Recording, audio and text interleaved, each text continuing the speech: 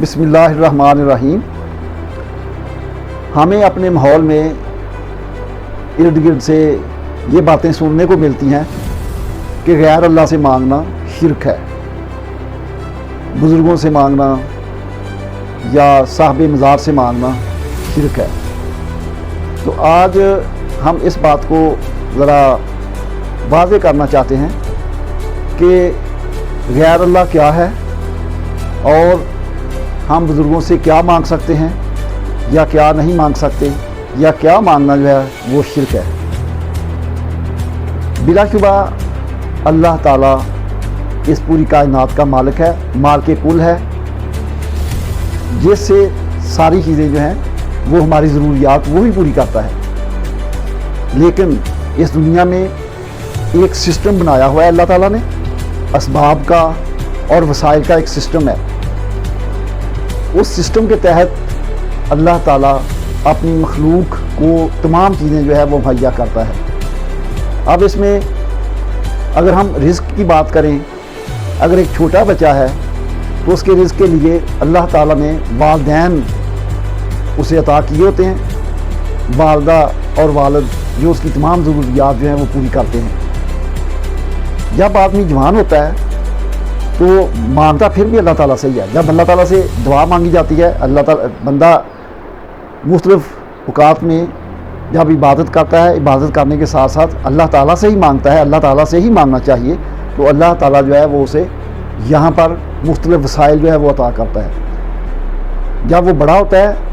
تو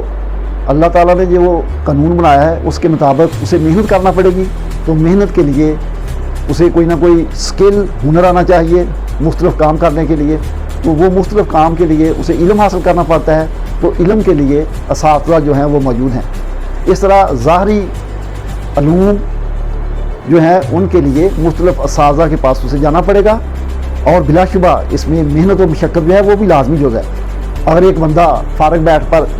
صرف یہی دعا مانگے یا اللہ تو مجھے عطا کر، یا اللہ مجھے عطا کر، لیکن محنت کی طرف نہ آئے، تو پھر یہ قانون کے خلاف ہے۔ اللہ تعالیٰ کا ایک قانون ہے کہ جو دعا مانگی جائے اس کے ساتھ ساتھ جسمانی محنت اور مشقت کی جائے، تاکہ اللہ کا قانون جو ہے اس کے مطابق بندے کو عطا کیا جائے۔ تو جس طرح ظاہری علوم کے لیے اساتذہ کے پاس جاتے ہیں تو ان سے علم حاصل کیا جاتا ہے، اسی طرح باطنی علوم بھی ہیں۔ باطنی علوم جو ہیں وہ اس لیے ہیں کہ اللہ تعالیٰ نے بندے کے اندر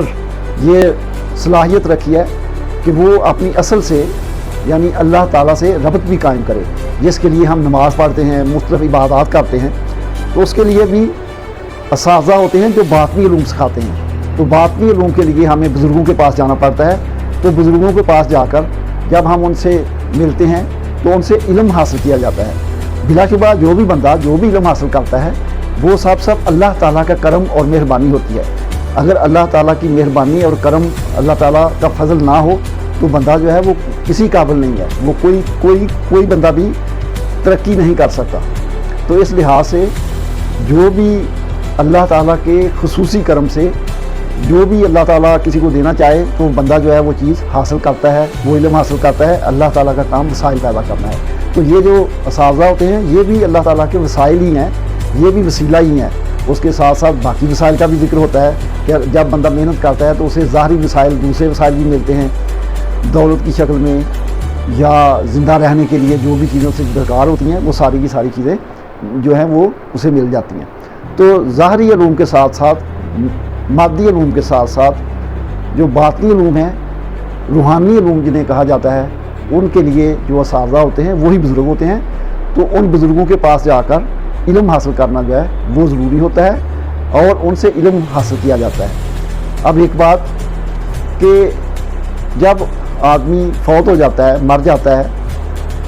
روح اس کی عالم بالا میں منتقل ہو جاتی ہے، تو وہ بندہ جس کے پاس روحانی علوم ہوتے ہیں اسے اس کی قبر پر جا کر دعا مانگی جائے اللہ تعالیٰ کے حضور، تو اللہ تعالیٰ وہاں پر، کیونکہ ماحول اچھا ہوتا ہے، لطافت ہوتی ہے، لطیف ماحول ہوتا ہے، تو اس کی برکت سے بندے کی کنسنٹریشن جلدی ہو جاتی ہے اور اسے وہ علوم جو ہیں وہ حاصل ہوتے ہیں۔ البتہ وہاں پر جا کر باقی چیزیں مانگنا جو اللہ تعالیٰ سے مانگی جاتی ہیں وہ مانگنا یہ گناہ کا کام ہے، وہاں پر اس طرح کی باتیں جو ہیں وہ نہیں ہونی چاہیے جیسا کہ ہمارے ماحول میں ہوتی ہیں۔ تو اللہ تعالی ہم سب کو سمجھ بوجھ عطا فرمائے، ہم کو اچھے کام کرنے کی توفیق عطا فرمائے اور